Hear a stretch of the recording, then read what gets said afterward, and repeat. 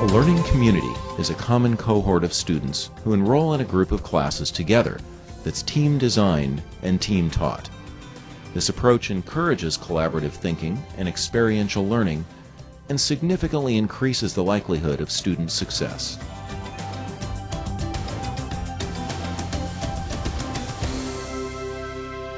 The Learning in Communities program sponsors an annual Summer Institute for faculty teams to develop curriculum and design their learning community activities. In summer of 2010, the LinC program partnered with Impact AAPI, a federally funded grant initiative at De Anza, to host the Institute. The opening evening of the three-day event included collaborative poster displays and an intriguing keynote address given to 60 administrators, faculty, and students from many cohort-based programs.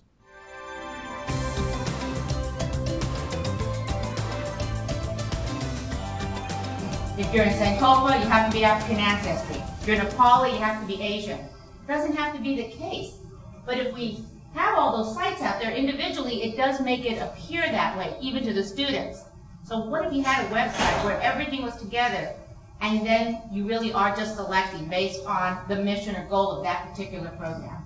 If we can then start to join these different programs and know that, you know what, there's a great math program over here, so I know that we can put them in MPS, even though pretty much what our focus is getting them through the basic English and reading program.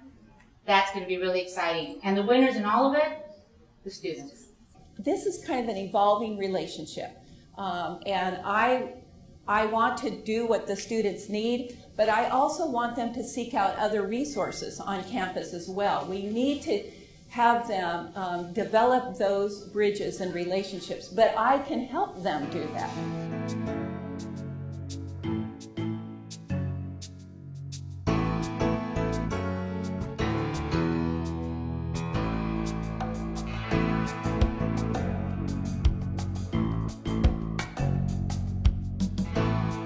I really enjoyed being here already tonight and watching how you interact with one another. It reminds me of a story I heard once about the Babemba tribe in South Africa. Nobody's really sure if it's urban legend or if it's true, but Robert Fulghum also tells us that there's something called the Storyteller's Creed. And the Storyteller's Creed says you can make up a story or you can even embellish a story as long as it has a spiritual or a moral, if you will, a moral truth, that it gives a message, a parable, a modern-day parable. And the Babemba tribe of South Africa basically have this way of living in such a way that if someone breaks a law or a rule or agreement, if someone breaks the ways of the people, if you will, they're put in the center of the village, and every man, woman, and child of the village stops whatever work they're doing, whatever they're up to, and they gather around this person. Now you can think right away in America this would be mob mentality. But it is a mob mentality. But it's a mob mentality in such a way that every man, woman, and child then begins telling that person in the middle every wonderful thing they've ever done, every time they've gone out of their way to create some new and beautiful environment. Now, the people of the village are not allowed to embellish or to make up or even be facetious, but they will stand there sharing with that person in the middle all of the good things that they have done until the very last idea is exhausted. And then that person is welcomed back into the fold, literally and figuratively, to start all over again. That's inspiring to me. To me, that's an example of magic in reality, because it's a new way of being. Rather than punish, we actually celebrate. What have you done right? And that is one of my hopes for you in this next couple of days, that you will celebrate with one another what's possible, what's working, and what you're about to create.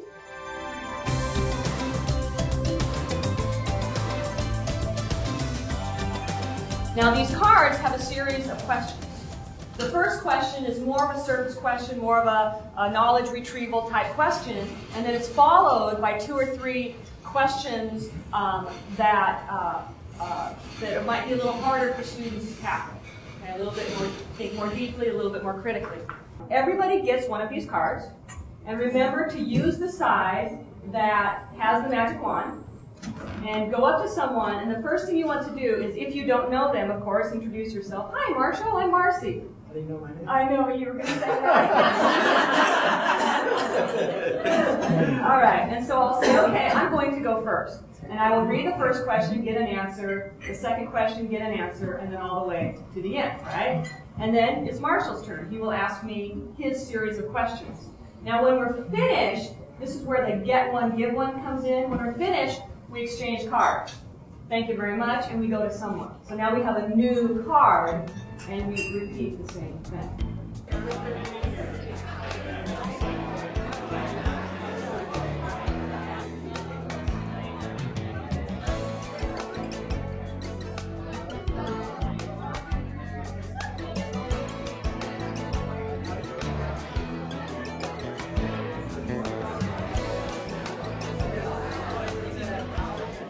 The first question is, what inspiration do or did you get from these posters? And I'd really like you to reflect and think about what these posters have meant for you. People spend a lot of time working on them. Did you get any ideas, any inspiration? And we will be passing out little Post-its for the other activity I'll be introducing. Take a few of those Post-its, write down a sentence or two of inspiration. Please post it over there. What we'll do is collect them and we'll type them up. And we will either provide you with the information or post it on a website. So you can see the inspiration people took away. And then the second poster asks, after looking at these posters, did any questions or issues come up? Like, how did they do that? How did they fund that? How did they connect with that community organization? Whatever it is. And what we will endeavor to do is get you answers to those questions. So the ultimate outcome of what you're going to do today is you are first going to identify some enduring learning that you want your students to have.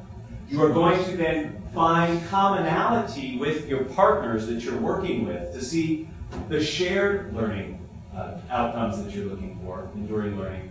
And then you're going to create an activity or a series of activities that will, one, teach those concepts, and two, result in some kind of way of measuring that they got what it was you were looking for. Okay?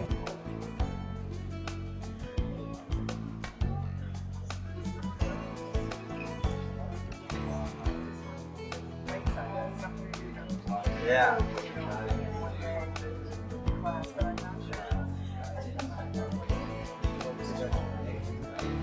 And through some introductory lessons, because there's a lot of just raw knowledge that I think needs to come out. I think we should have groups in the process of their writing share their writing with the class.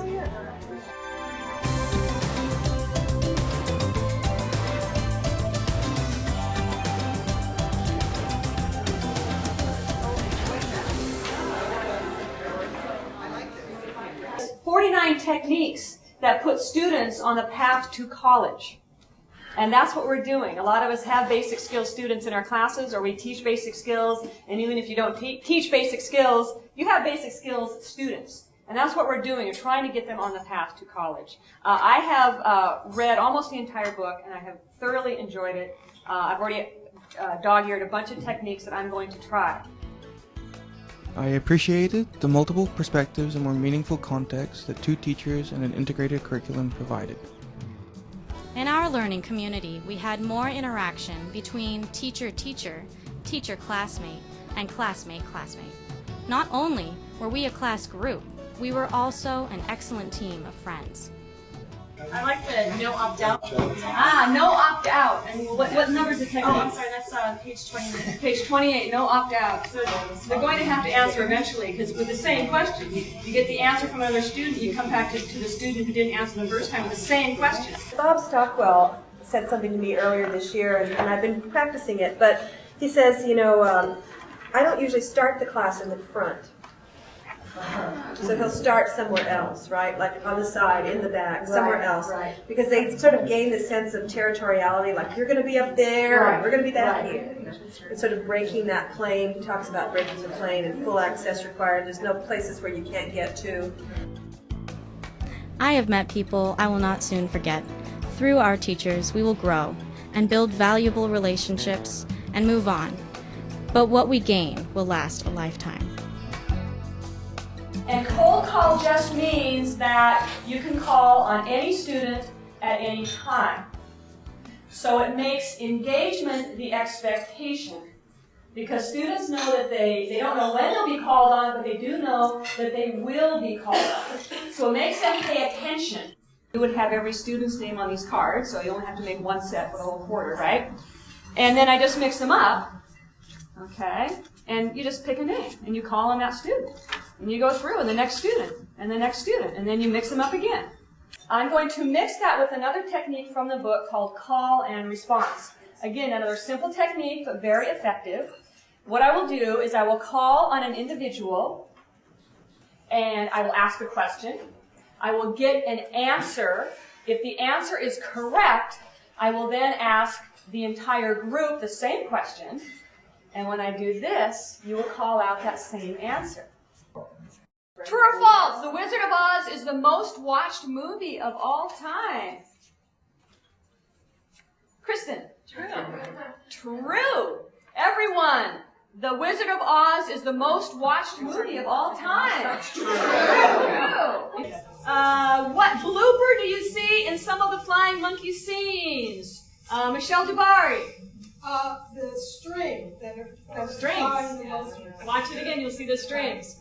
What blooper do you see in some of the Flying Monkey scenes? The strings. What famous song was almost cut from the movie, Laura? The famous song was almost cut from the movie. Yes. Yes, Over the Rainbow was almost cut. What famous song was almost cut from the movie? Everyone. Over the Rainbow. So this promotes engagement, and it also promotes achievement. So students get a sense of achievement because they, if they didn't know the answer, now they do.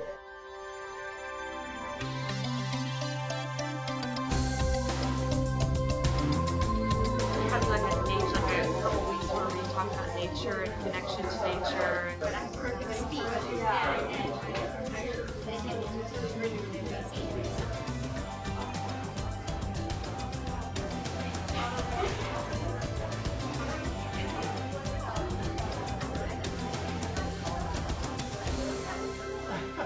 So we have at these tables this discussion about what creates community. How are you going to actually put that into practice?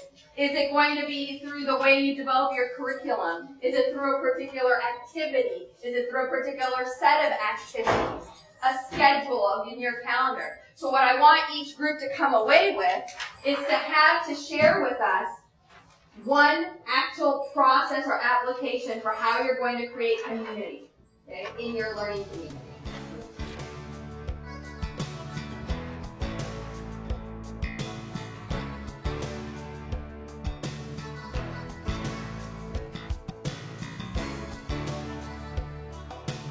Where each of them has an individual square. So I like to travel, so I put a map, and Natalie loves the reading and texting button, and Laura is all about word scramble and language. It's outside of their normal classroom environment.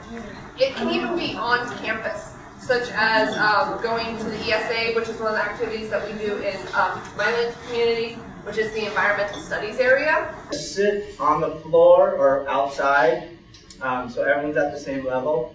So you don't have a teacher standing over you, and you're going to be sitting next to people, and then it goes around the circle, and you read what's on your card, which isn't necessarily your experience.